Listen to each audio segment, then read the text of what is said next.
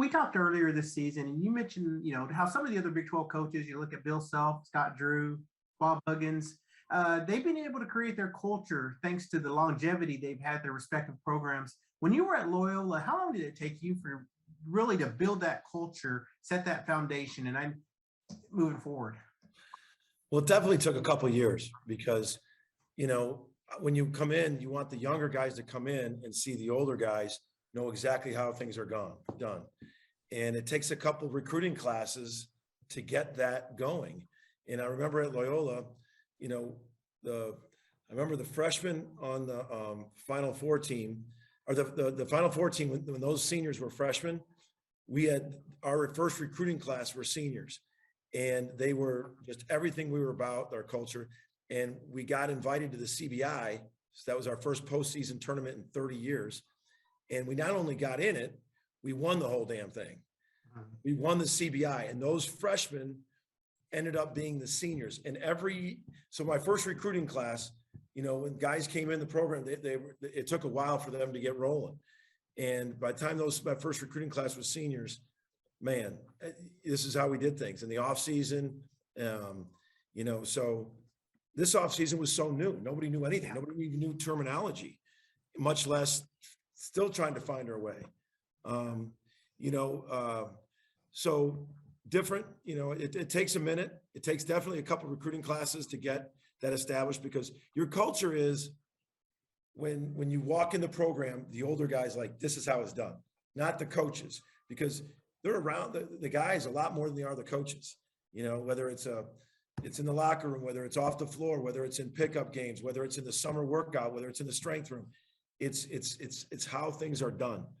And, but then those seniors, when those guys were seniors, they went to the Final Four. And then the freshmen on that year, the Final Four, were seniors last year when we went to the Sweet 16. So it's just a process and that's why it takes some time to get that culture going, because the young guys got to see how it's done by looking at the older guys as examples. Kind of piggybacking off that a little bit, it seems like your team has seen a lot of different in-the-game situations, especially with all the close games. And I know it's tough, but they're going to grow from it, correct? I mean, just learning different situations, know what you want, knowing what they need to do. I guess every game's been a learning experience. Is that safe to say?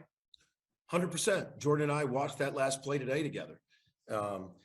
Everything from the angle of the go screen. We came from the middle to go to the side to go down. Like you want to be in that slot, and when you go downhill, him and I watched that play together, just one-on-one, him and I today, and just talking about different things you could have looked at. I talked to the Kansas play with Tanner one-on-one. I said, Tanner, look at this. Like he knows if they switch, he's got to get out of there. He's got to roll and open it up. He picked and popped and jammed it up. So there's learning curves, there's things, but we're doing how you do it. You achieve what you emphasize. You can't skip steps. There's a process to it. And, I watched those close situations with both those guys. So it's continuing to understand what the situation was. And, we'll talk to Ethan. I was going to meet with Ethan. He got that pick and pop. Now it's unfair to him because there was no shot clock. Yeah.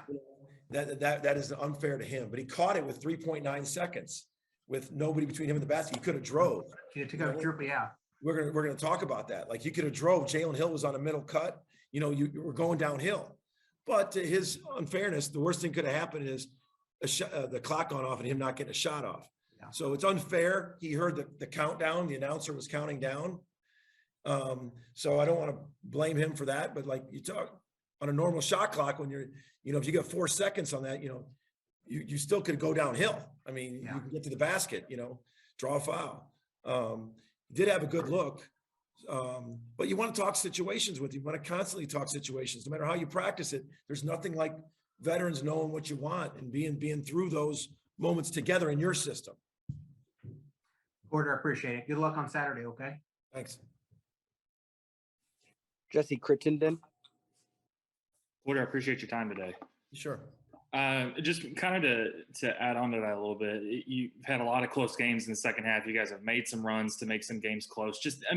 How much physical and mental focus and energy does that take, to keep games close? I mean, what have you seen from your team in that aspect?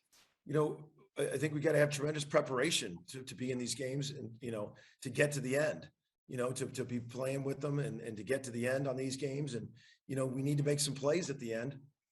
I thought overtime we were making the plays, and then we just had 2 turnovers and that foul. We just lost the ball, but I thought we were executing in overtime.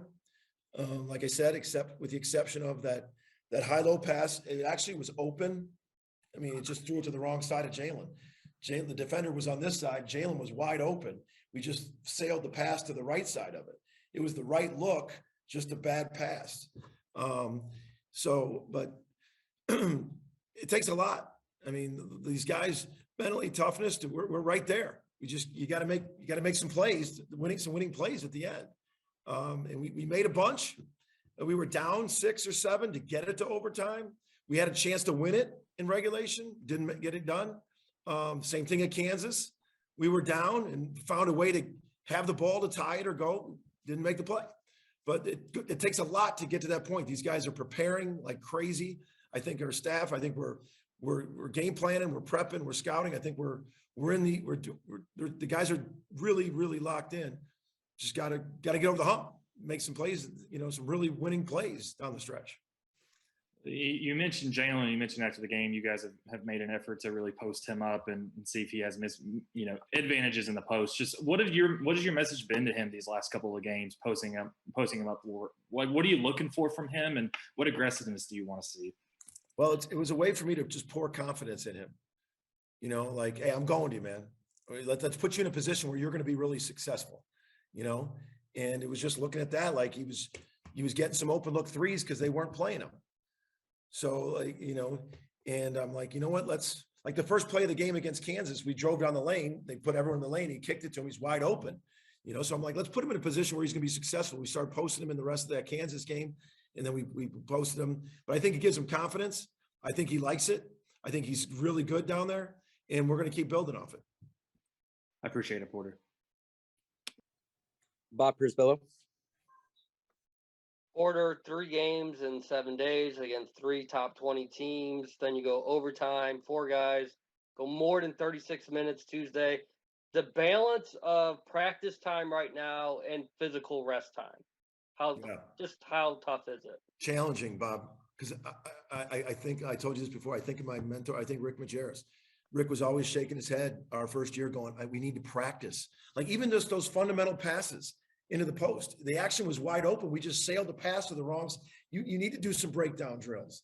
The breakdown drill, that go screen, Jordan getting the right angle to go downhill. It's just hard to balance. These guys are playing, they're giving everything they got mentally and physically every game. And you got to give them some rest. You need to be fresh.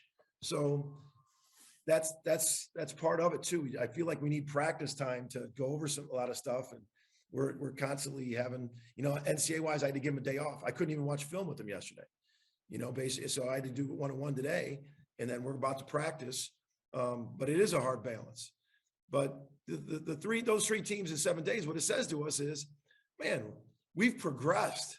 We're way better, and that's what you want as a coach. And that's by, we're way better than we were a month ago. We just played. There's not a lot of teams. We played 3 of the top teams in the country, especially defensively, and we were right there to win all 3. We only won 1. Gut punch.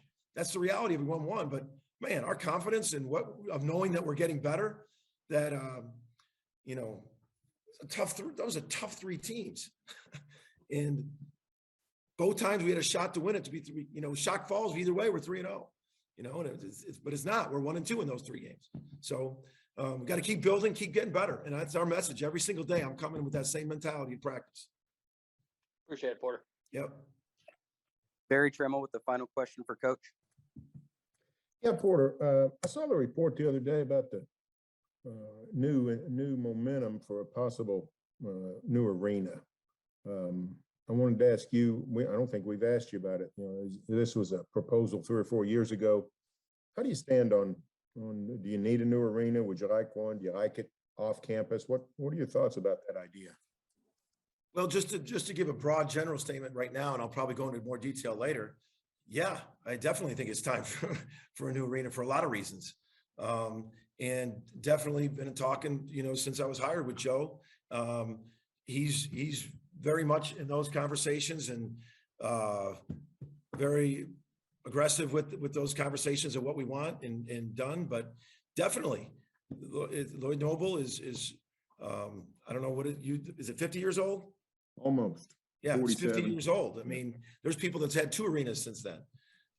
So definitely, it's a huge part of what we want and the direction we want to go. I'm doing what I can control right now, and that's trying to get those students in there and people in there and put a product on the floor where we're playing our tails off that people want to root for us.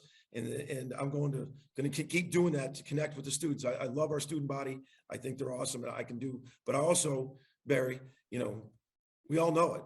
We definitely need a new one.